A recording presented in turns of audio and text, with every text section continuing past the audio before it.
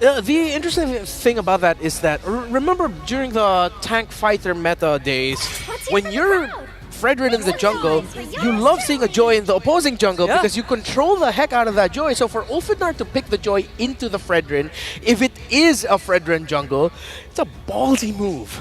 Oh, I think it's definitely a Fredrin jungle. I think we go Concussion Blast on this bad boy. Yeah. Oh, yeah. And we just start outputting. This is already a comfort pick from Zane. The question is does it still hold up in the meta? You do have some big burst damage possibly coming from this Bruno. You have some possibility still for Ulfidnar. We're on the second phase of bans, though. Ulfidnar taking out the Moskov. There is still a Beatrix open for Zia here. It's something that he has fallen back to for comfort before. On the side of BTK, I think we go into another possible EXP lane ban here. I agree. I think the choices for marksman, at least for the side of Ulfidnar, there is still the Natan that Sunshine has shown, and it has been one of the hot commodities during the wildcard stage when you want to go that late game. But again, well, I forgot the Bruno is there, so Natan is out of the question. So there's still Rosa's pick, right? The Vantia doesn't look that Lilia? good anymore. Lilia. Back to the Lilia? We could go back down that route, right? Tank jungle, it used to work, and it's a favorite pick for Rosa. I know it's not meta right now, but it might help again because if BTK decides to go into. Definitely Harith is still an option for them. And if there's a Lilia on the other side, the Lilia will give the high loss to Fredrin and the Harith a lot of difficulty. And then that'll force BTK to switch into a different magic damage jungler. The lineup of BTK to me screams like they definitely need magic damage in the jungle. So instead of going for the Lilia, they still go for the control and the still relatively good amount of burst in the Aurora. And that is still good for slow front to back style of lineups. And I mean, the Aurora overall, I think, is one of the top tiers right now, outside of the Eve and the Jushin. And what it supplies against some of the other fighter junglers, it will still supply against the Fredrin. It will still a supply against enemies that just want to walk up to you, right? So a decent answer. Here comes the Granger. All right, so do we actually think the swap could come? I do not. I think it's going to be Zia Granger, but I know the fans are hoping maybe for something different. Yeah. No. Zia Granger. Zia Granger, for sure. There's no way that they other could anyone gold else. laner, There's no other gold laner. Yeah, up against the Bruno. So okay, so we are going to be seeing the return of Fredrin in the jungle. Well, 100% on Arlott EXP. Yes. Yes. Is it Rome Hylos? I And do then Rome prefer the Hylos. Rome Hylos to a certain degree. For sure, you can match the Cho. Well, you can't really match the Cho in terms of mobility, but you definitely have this guaranteed control that stops the Cho from moving, stops the Joy in place. Yeah, look at that. Glue is the last pick. Up against a slow trotting lineup. That's actually great. Can't hear what we think, but Mirko, bring it up. What do you guys think about the draft? Thank you so much to our panelists. And again, we're heading into the second series of the day between the Turkish All-Star and the returning BTK. What do we think about the draft? I mean, we're seeing the Joy for the second time, but we're seeing the Fredrin as well for today. That's a bit surprising for me, if you would ask. I agree, man. Yeah. I mean, to be fair, is it really surprising? If you know MOBA Zane, the biggest criticism from everybody, a lot of his haters, they say he can't play Assassins. And yeah, that might be true. That's why he's called MOBA Fred. So we'll see how good MOBA Fred is here on the Fredrin in the Land of Dawn for a best of one. Yep, definitely they had to force out a response here from Ulfidnar. We're seeing the glue being picked up even as a way to respond to all this. And yeah, it's MOBA Fred coming back here, and he's facing off against Tianzi, both junglers who I think we really need to watch out for because they're very keen on getting that jungle control and advantage in terms of the farming. But how efficient will our XP laners be in the early game, in the early skirmishes? Because if you were to look at the glue up against an Arlo, what are your thoughts about this matchup? I mean, the glue against the Arlet is a matchup where, I think for the Arlet, mainly, you don't really want to go for any trades here. All you want to do is farm up, wait for level 4, and then participate in the fights. Yep. I think most of the fights we're going to see in the mid lane, this is a very aggressive Loyi Hylos against a very aggressive Cho and Aurora too. So it's all about the mid lane here, and you can already see that Lethal Ignition and Bargain Hunter. Man, Hoon is going for that snowball for sure. He's doubling down on the early game power of the Loyi. Yeah, and how will Hoon create all this space, especially with the Loyi, one of the best mages who you could rely on in terms of doing that. So they can really take Ulfidnar by surprise every now and then whenever they want to. But then another thing I think we have to really watch out for is Zia once again showing us another Granger gold. Earlier, it wasn't as successful, but all things considered, the lineup right now that BloodThirstyKings have decided to field for this game, it seems like it could be a little bit more coordinated in terms of whenever they want to pick the team fights. It's also much better as a front-to-back composition. Well, Peck's good read on that. It's a Shunpu out here. And I do want to talk a bit more of the Arlet pick, right? Because the Arlet is something we don't really see too often nowadays, but with the Fredrin in the jungle, it does make sense for you to go for the Arlet. You get so many resets. Especially because pops in Revitalize, goes over the Sun, the final slash will connect on the Tianzi. Full lock up there, first blood for Hoon. That was unfortunate. The sustain was still there for Shark. He had his Revitalize ready. And now Ulfinar, they lost one member just right before this turtle. But it seems like they're still staying aggressive as ever, trying to disrupt Moazane from getting his purple buff, but still he'll be able to get it either way. So we may potentially see that once Tianzi gets hold of his purple buff, will they try to still attempt for this turtle contest? I guess we'll see. Apex is walking up, no level 4 just yet, so no way of the dragon. Goes in for a bit of damage. Diversion into the back right now, full flank with the glorious pathway down. Who going to be able to put up some damage as Alien goes in for split. Zane's still looking for the retreat. Tianzi walking up as well. It's a 50-50. Jikundo over retreat. Moazane wins it up. The split onto him, now mounting Moazane. Shark in the midst of it all, still caught there. Just get away the dragon to bring him back, and that's going to be Tianzi picking up the kill now as Hoon goes in for the Yin reaction. But Apex 47 dives in, and Chicken will be able to flicker out for now. Alien gets the immobilized, forcing Chicken to go for the vengeance, and Apex takes him down. BloodThirstyKings, they get hold of the turtle, but I believe Ulfinar, they're really happy with the trades that they got. BloodThirstyKings, they were able to create that proper zoning. They were able to look for the members. They were able to zone out Rosa, but they gave Ulfinar enough time to actually regroup and for Tianzi to even catch up to that team fight. He didn't go straight to the turtle right after securing his purple buff. He was also trying to get his orange buff, but even then he left it. He said, alright, I'm just gonna join, and that rewarded Ulfinar a lot. Definitely did. They just played it super slow. They wanted to get the mount before going in. That's the thing, right? When you're up against a Spreadgen on the Joy, you want to come in as the assassin. You need to come in last. If you come in early in the fight, there's so much CC from BTK, and you can already see it over to Apex, Tianzi. Walking up now over to Hoon. That's a Frigid Glacier to set up for the electrifying beats. Onto Zia now. Apex getting a good kick over, but the Purify gets him out. Zia still kiting away. Apex very low. Shark unable to go and march in forward. Zane will be able to get some damage down onto Alien, but that's about it. I feel like this entire situation is becoming something Ulfinar really consistently takes advantage of. Their early rotations coming in from their XP lane and the information that they're able to get immediately, but that's a trade.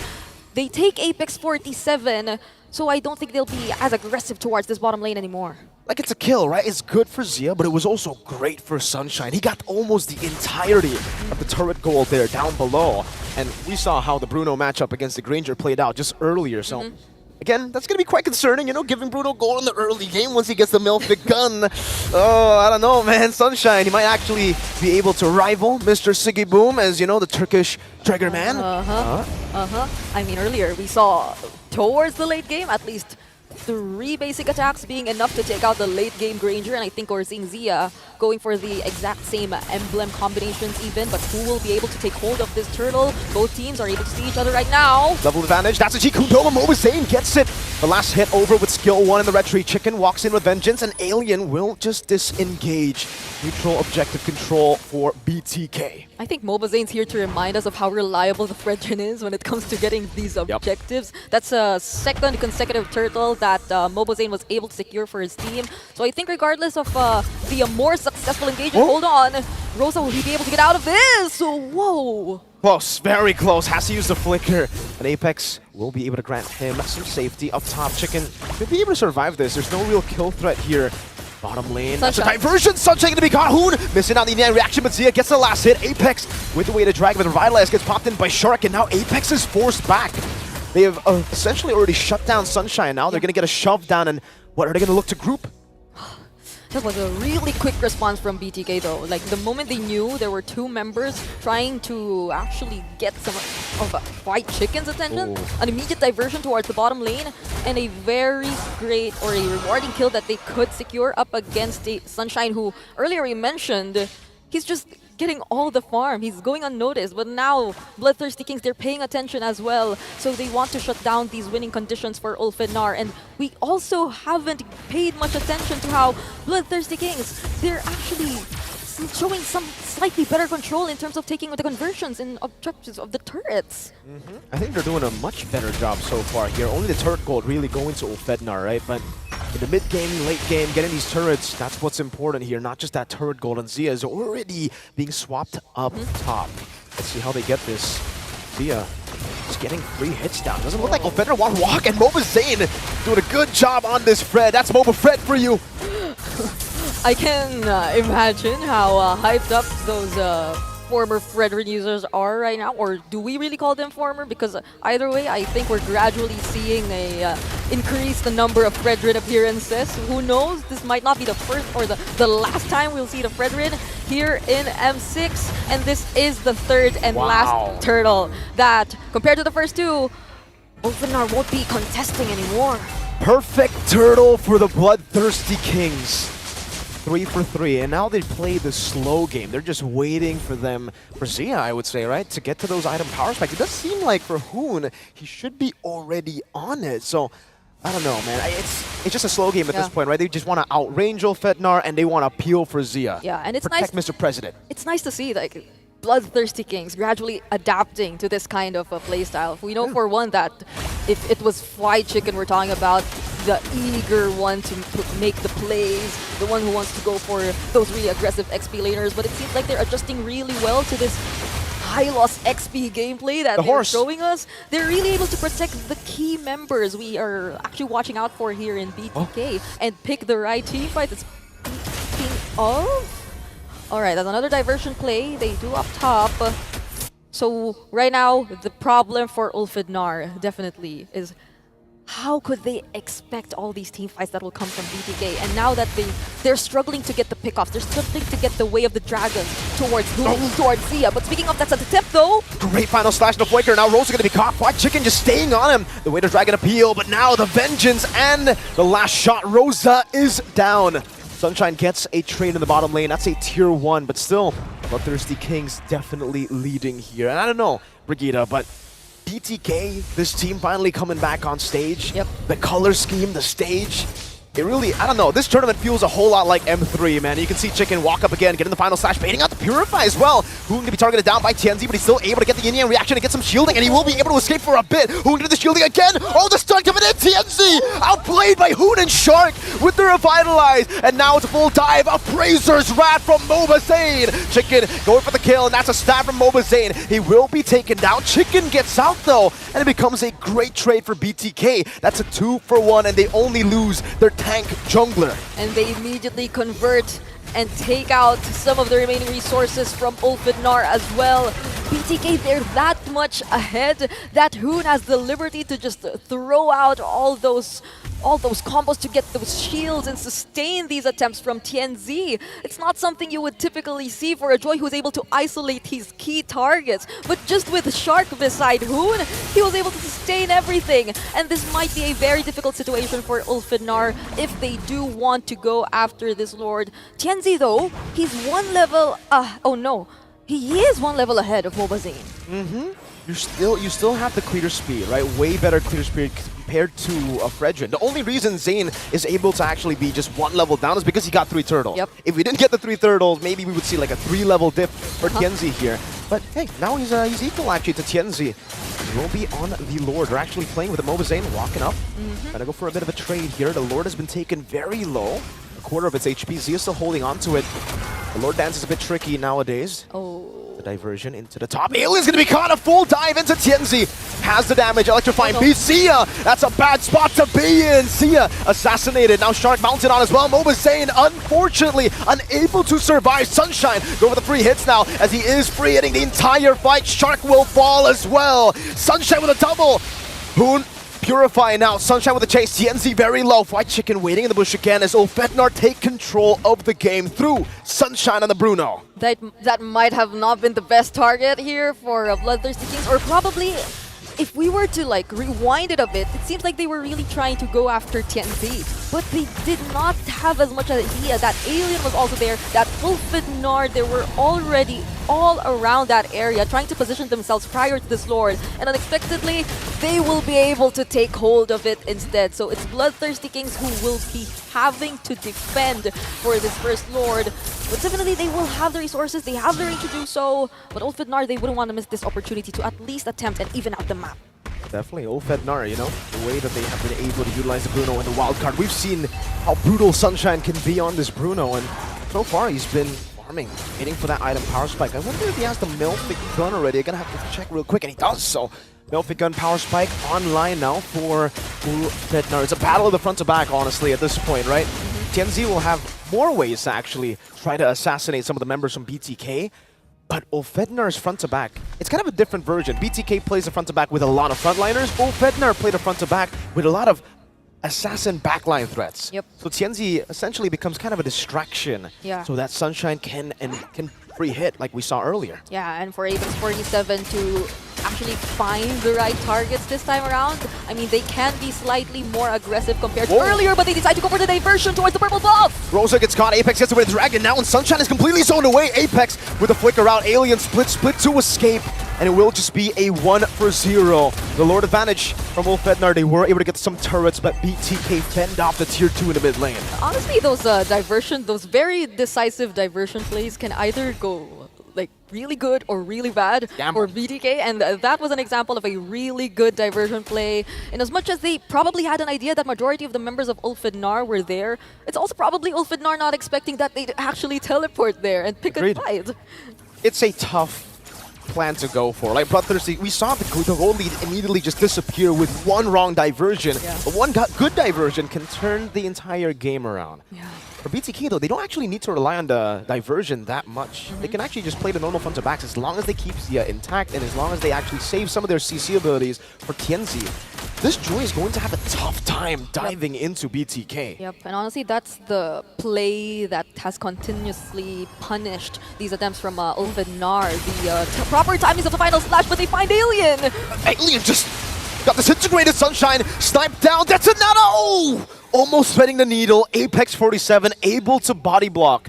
But we're getting to a point in the game where the range is starting to play a big factor. Just like in game 1 with Innocent on the Granger, now it's Zia on that Granger. Yeah, and I mean, even if they decide to like take on these fights head on and right in front of these members, that's like increased accuracy for those skill shot based skills from BTK to actually connect towards Ulfidnar, and as we've seen it earlier, that's Alien, one of the tankiest heroes from Ulfidnar, but he surprisingly just disappeared in the blink of an eye. So BTK, they may take control of this Lord Pit, and could this be a much more successful attempt at taking the Lord compared to earlier?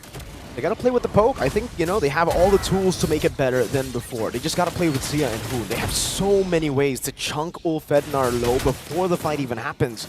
Because for Ulfidnar, it's really all about engaging. It's really all about destroying that front to back. If you poke them out of these fights, they might not even be able to do that. And you can see with the advantage they have in the side lane, yeah, Ulfidnar will have to deal with the mid lane, will have to constantly rotate into the bottom lane later on as well. BTK have the control. 3 members are just hiding here in the left mid bush, but it seems like they have a different plan in mind. Sunshine! Oh, gonna be caught in the flanks. Hoon with a diversion that might have just won them the game. TNZ in the midst of it all. Tane CC'd. It is the mount on Shark, but you do not mount a horse without getting tapped down by the man who plays the horse. White Chicken takes him off. Alien is down. Apex will be forced to recall, and BTK get the 2-for-1. And that clearly is a win for BTK here. Will they proceed with taking the Lord? Because some members seem to be running after TNZ right over here, but TNZ will still take him on. Great electrifying beats and the winner crown too. Now it's Rosa who walks in forward. TNZ again taken down before he can go for the kill. Now Apex looking for the play, goes over to Ji Kundo, just buying a bit more time, and BTK will be forced back because of the damage that TNZ has done. And you said it, they bought time. They bought enough time. Sunshine is now back in the game, but that's a quick diversion once again. Will they find Apex 47? They do, but he gets to Ji Kundo out. So they regain control of this Lord, and now that Tianzi's gone, they will clearly take it for themselves. Not unless ULF and NAR, they still want to attempt and take on a team fight. No, way too dangerous. Good glorious pathway, and BTK take the enhanced Lord in the 16th minute of the game. That's Boba Fred for you, getting the neutral objective. And now it's back to where they started when they had that gold lead. 2.6k gold lead over the BTK as they build this Lord advantage. We're seeing a very systematic gameplay once again from BloodThirstyKings, but in some parts, a slightly experimental approach towards playing the game as well. We're looking at really good gold in the hands of key members of BTK right here. Hoon, you mentioned it, he's already completed all of his items compared to Rosa. Clearly struggling right now and trying to position himself as the Aurora. It seems like he's been a consistent target for BTK ever since the beginning of this game, but Hoon, wow! Wow, that was a crazy diversion take from Hoon. I didn't think he would take it, but you know, he does. He knows that there were a lot of people there to help him out. Oh, Tianzi was looking for a flank, gets caught out and spotted out. He will just go to the purple buff. I don't know if BTK will... no, they won't chase Tianzi. They're just going to play with the Lord and maybe look for the Lord charge. But no, they're actually taking it super slow. Won't play for the Lord. The Lord gets taken down. Sunshine deals with it. They'll steal the purple buff away. Oh, now Apex is chain CC, but he does have the Shun Pu. So, yeah, it becomes a kind of just... It's an equalizer. Now they are on the same amount of turrets. Yep, honestly, I feel like we're seeing some, or BTK having some second thoughts as to whether or not should they be reacting to the pressure that Tianzi is trying to create in this kind of situation against BTK, where they're clearly trying to catch up. But that's one of the strengths that you'd probably consider for this kind of assassin jungler, for the Joy. Like the mobility it has, the ability to close gaps or even just run away from these members of BTK and create or control the macro all by himself. It's one thing that could probably distract BTK from doing whatever they want to do, doing whatever by-the-book attempt they want to proceed with in closing this game. But Apex 47 and even Tianzi comes in from behind. Alien trying to split them up. Zia still kiting away. Moba Zane able to sustain back up, but Alien won't be able to do the same. Oh, it's a battle of the frontliners, and Zane is on that Fredrin. So tanky and sustainable. It seems like those sandwich plays aren't really working for the matches we've seen today, at least. That's a 3-man knockup though, but the immediate burst down! Fried Chicken with the final slash finding, and the Appraiser's Wrath to combo it in. Tenzi's in the midst of it all as a Joy gets the electrifying beats to win a crown and the immortality buy. But now Tianzi able to escape. Mobasane walks back up, trying to go for the kill, and it's Sunshine with a triple to save Ulfednar in game number 1 in this best of 1. And this is no joke. I just want to say, I lost track. We were already 19 minutes into this game, so the death timers, they're actually quite long. They're actually extending the game to this point, and Tianzi with the high electrifying beats, will he be able to catch Shark? Not just yet, but still dashes in. Fortunately, there's the glorious pathway, but man, this is already almost a 20-minute game. It's coming to a point where we're gonna see one big fight, and then we're gonna see the end here. Ulfednar defending it, and now they're gonna go for the Lord. This is an Evolve Lord, so it's gonna be a bit tougher for BTK to deal with, and there's absolutely no chance they get to contest this. That's a free Evolve Lord over to Ulfednar. This is actually devastating. BloodThirstyKings for the entire 18 minutes or so, having complete control, actually making Ulfednar kind of become so unsure of whether or not they actually want to position themselves in certain areas, because BloodThirstyKings, they have this tendency to really be first in terms of taking control of these brushes, but then in the blink of an eye, Ulfednar just relying on Sunshine's late game capability. Now we're seeing them being the more aggressive team. BloodThirstyKings, they have to defend this, but how reliable is their wave clear exactly when it comes to this point in time? Good question. That's a really good question to ask. Is the Granger going to be able to actually poke down the Lord enough for it to stop the siege? Because Ulfednar, they should have ways to actually zone BTK away and for Sunshine to just get some free hits onto the turret. If he does get those free hits. Oh, Tianzi's melting Mobasane down. Oh, with just a quarter of HP left, forced to use the Appraiser's Wrath, and the Evolve Lord will be able to charge down. That's a base turret taken down up top. Mobasane's going to be very careful with this Fredrin.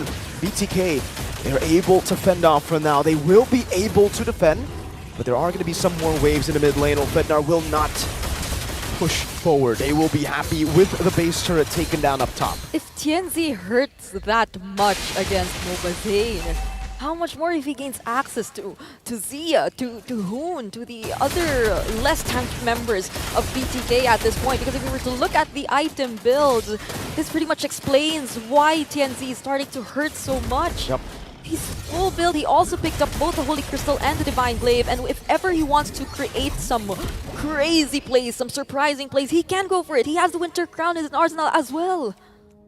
The Winter Crown is such a good tool to have on the Joy, because the Electrifying Beast, I mean, with the new Winter Crown, it still comes out, right? So you're dealing damage with no risk at all while you're in the middle of the fight. And BTK, I think they've been kind of overconfident a lot of times, just sitting on the Electrifying Beats. I know you got the Athenas, I know you got that Radiant Armor, but hey man, it's better not to take that damage when he's on you. Better to actually move back again. I understand though, they want to try to just go for him right as he gets out of the Winter Crown.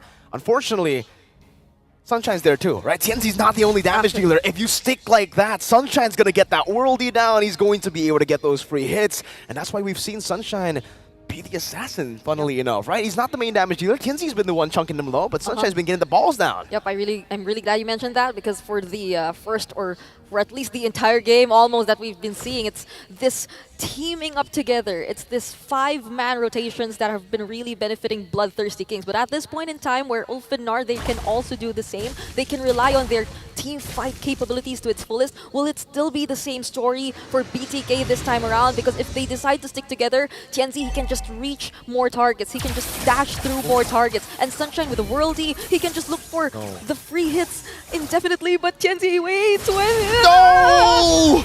BTK get the diversion, and TNZ evaporates. 22 minutes in, that might be the play to win the game. Apex trying to open up the map now as Rosa goes in for the zone. Lord should be free. TNZ down for 47 seconds. That's no joke. We're 23 minutes in. The death timers are no joke, but it seems like ULF and NAR, they still want to take on this fight. Apex 47 poked very low, but that's a flicker from Alien, and he's isolated. He's alone, and Fight Chicken though. Trying to escape, will be able to flicker out there. Does seem like ULF and NAR is doing a great job right now, holding on to it. The Glorious Pathway popped down already. Apex 47 going for the stun right now onto MLBB. Zane. Will he be able to get it with the Way of the Dragon as well? MLBB Zane still with the Retribution. Apex Immortality down. Sunshine with a Purify. The final slash brings him into Zia's gunshots. The yin-yang reaction will get Hoon a double. And now ULF and NAR will have to defend against the Evol Lord of BTK. While Sunshine is yet to return for nearly a minute. So BloodThirstyKings, they're really picking up the pacing. They want to make as much use of this Lord that they've secured for themselves. This is an evolved Lord, and definitely you'd want to stick together this time. This is the moment you'd want to stick together and really stay by the Lord's side. But wait a minute! Winter Crown into Winter Crown into the Immortality. TNZ buying some items, but is it going to be enough? TNZ down. Who gets a killing spree? Apex with the conceal, Zia with the Sky Piercer. It's a diversion again to flank ULF and NAR. Rosa pops into Frigid Glacier, trying to survive the Sky Piercer. That's one stack on the board. Apex buying a lot of time, but it is not going to be enough as Chicken gets rid of him. BloodThirstyKings, BTK is back on the world stage. A wipeout before securing the game. The return of BTK.